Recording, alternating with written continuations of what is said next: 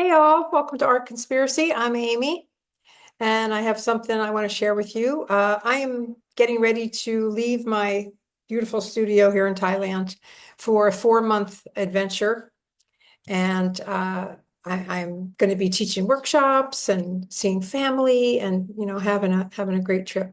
But I'm thinking about what I can take with me and how I can keep working on the road, and that's going to be a different video. But for now, there's a couple things that I really wanted to do before I left that I couldn't wait. So I thought I'd just share that with you. The first thing is I wanted to use my new watercolor palette. I just bought this used on somebody posted it online. It's porcelain. Like, don't let it fool you. Plastic is very light. This is porcelain, super heavy. I love it. And it came filled with Daniel Smith colors and a couple that I haven't used before. So before I leave, because I can't take this with me, it's too heavy to put in my suitcase. I thought I got to do something with this, right? And I'm leaving in not too long, a few days. So I'm going to paint with this. And the other thing is that I want to paint on some of this watercolor paper that I was gifted. It's really good Arches block watercolor paper. The problem is it's rough texture, and I don't usually paint on a rough texture, but what I want to do is I want to try doing a very loose watercolor, and then when that dries, collaging on top of it with more opaque, flat texture, which is why I don't like using rough paper, because whether you're painting a face or a tree or a building, it all has the same grainy textures, has that sort of watercolor look about it. And I like to have smooth and rough, and I like to create the illusion of the textures, not be stuck with one. So anyway, I'm not sure how well I'll succeed, but I'm going to give it a try. So, oh, and also, I got this paper. Somebody died that I knew, not very, very well, but an acquaintance. And it turned out that he was a painter. I didn't know. And the person clearing out his apartment gave me his watercolor paper. So in honor of Glenn, I'm gonna use it. I'm gonna make it work, even though it's not the kind that I usually use, the rough kind. So that's all the more reason to figure it out, experiment. So what I'm going to draw today is this, and I'll show you again when I do the demo, but it's a very simplified figure holding a bag, and it's just the kind of thing I like to do. And I also just want to show you for my new palette. First thing I do, of course, is I do a little sheet that shows me the colors. This is particularly important if there's colors I haven't used before, but also it's just a really good reference because when colors are dry in your tray and they look really dark, and sometimes it's hard to tell them apart. And this gets you really familiar and comfortable with the colors that you're using. And I've got a bunch of these depending on the watercolor kit that I have, because that's the other reason too, is that it's not always the same organization of colors. So this is important. Okay, got my spray bottle ready to go. Let me switch my window.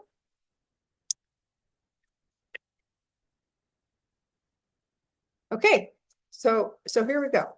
I'm going to squirt everything. Just warm up the paint. I do this every time, even though I might not use every color. It's kind of fun because even if it dries up, it doesn't waste your watercolor paint because it will reconstitute. I love that about watercolor. Just using two of my biggest brushes, or two big brushes, because this is really meant to be very loose and not the final product, right? Because I'm going to do the collage on top. So I have a pretty light sketch, and I'm going to jump in. I have no idea. I'm kind of excited. Okay, I'm going to start with a little yellow and add a little bit of red, make it sort of pinky, going for the flesh tones. Okay, and also have my tissue ready, make it really super loose. Okay, and I'm going to go in. Ooh, new, and I have no idea how this paper is going to respond because it's new. So far, so good, looking good. Okay, I'm gonna try to drop in a little darker. See, where do I want my light? Let's say my light's gonna come from this way. So you might have a little dark there. Very nice.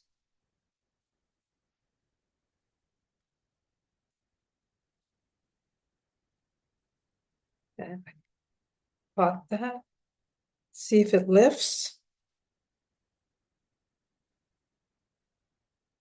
Okay, that's cool. Okay, this is a neutral tint, which is very gray. I'm gonna warm it up a little bit. Okay, and again, really keeping things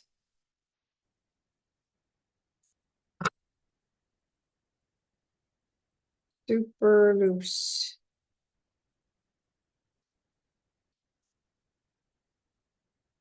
Ooh, I like this. This is her hair, but I didn't mean to have it be a braid, but this just sort of happened. One of those happy accidents. Okay, her bag is going to be warm. Her flesh is warm. Her bag is kind of warm colored. I'm going to leave the white of her shirt. Total experiment.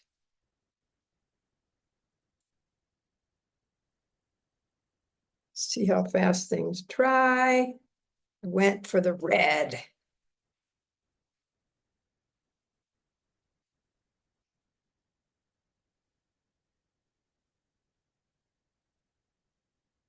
See there. Wow.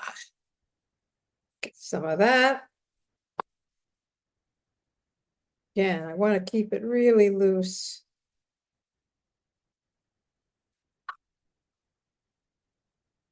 These white spots, I might fill them in later,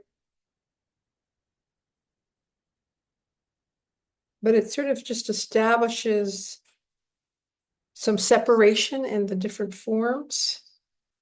Look at this. Now this is sort of mushing into here. That's probably not a technical mushing word, but there you go. So I'm going to go with it. And since I have it on my brush,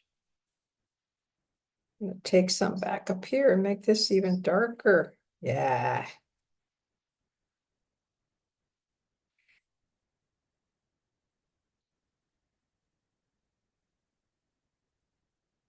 Okay. Now I'm going to go a little crazy. Here's Hooker's green. I'm gonna make the background cool because I have so much warmth. Everything's warm. And it's good to have warm and cool. Now this is a pretty intense green, so I'm going to cut it down with my red. That makes it more of an olive green. Very handy. Okay. I'm gonna not be afraid to touch.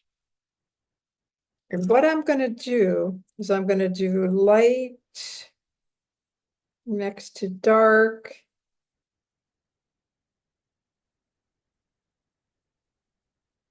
Letting the marks just sink into the paper. Because I want this to be nature. Look in my palette.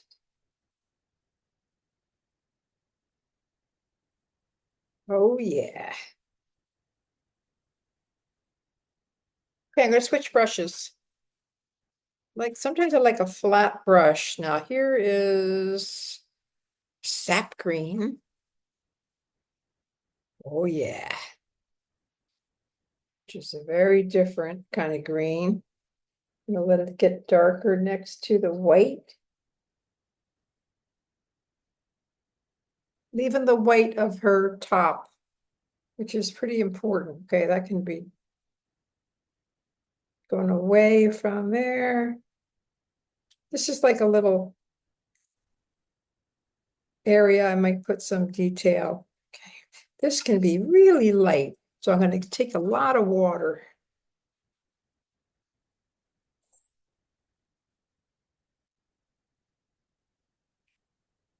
And really working with some abandon because I want to see, how this paint will move. How long I have to wait for it to sink in.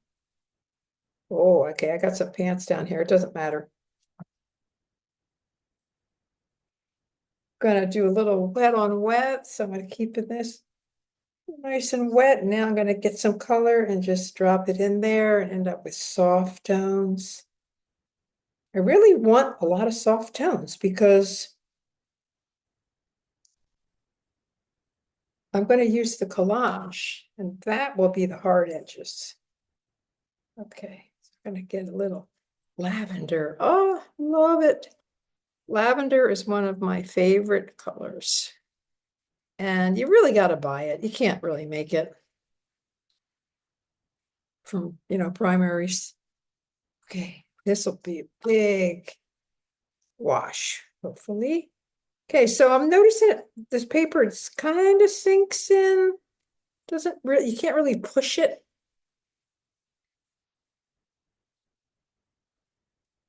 Okay, this is also very good for shadows.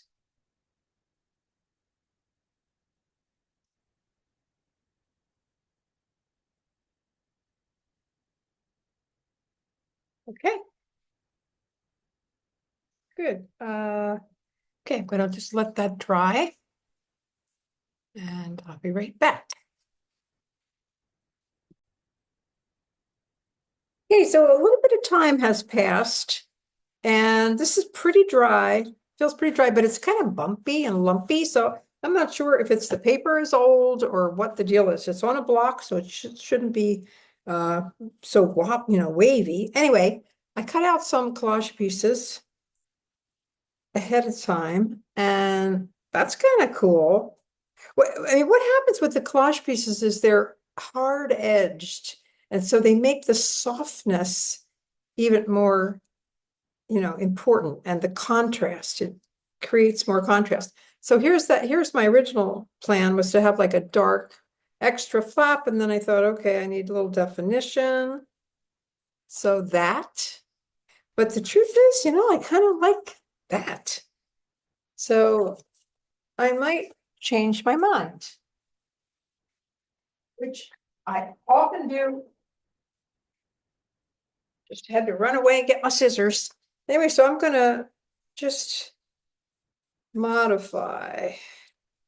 So leave some of it and keep some of my original idea. Always got to be willing to change course. Huh. Okay, it's kind of interesting. And then I've got a little color for the shoulder bag. Looking good. And this is kind of like a little bit of the latch. Again, I like what happened with this red, so that's good. It was originally going to go up there, but now I'm going to put it there. This is a great piece right here. That is a strap.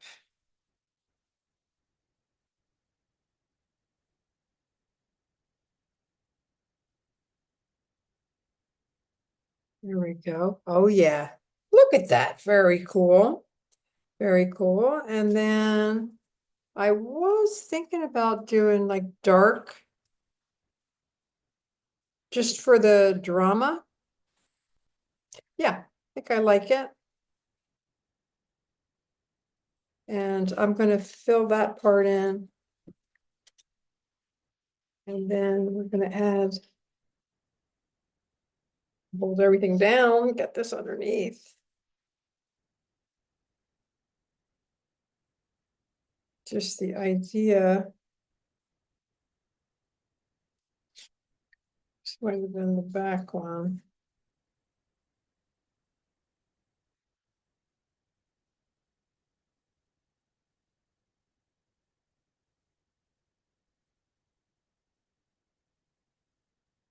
So I had one thick one and one thin one, sort of give the illusion of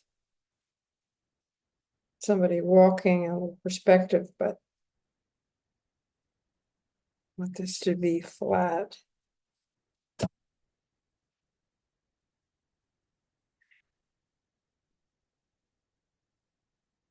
Then I got this little piece I cut off, you know? Does it go somewhere fun? Sure. That looks pretty cool. Anyway, so I'm going to glue that down, and I think that's it for the experiment. But I think it went pretty well. I really like the new palette, which is great. Wish I could take it with me, but too heavy. And the paper, I think the idea works to have the textured paper and then the flat collage on top. I'm not sure if it's um necessarily that I need this good paper to do that. Like I could probably buy cheap rough paper and do the same effect. So again, it's like if you're going to have this really expensive Arches paper, you know, what is the quality that makes it really good? And maybe that's just something that I'm not going to use, but maybe I still haven't cracked the code. I hope that makes sense. Okay, I just wanted to get this off and share this with you. I'll let you know how it works out. Teaching 2 workshops, doing something just like this called the Figure in Pieces, where it's collage and paint. And it's very simplified figure without all the anatomical bells and whistles. So it's a quick and a very expressive way to describe the figure. So hope you can join me. I'll put the dates in the comment section below. Okay. Bye from Art Conspiracy. Talk to you soon.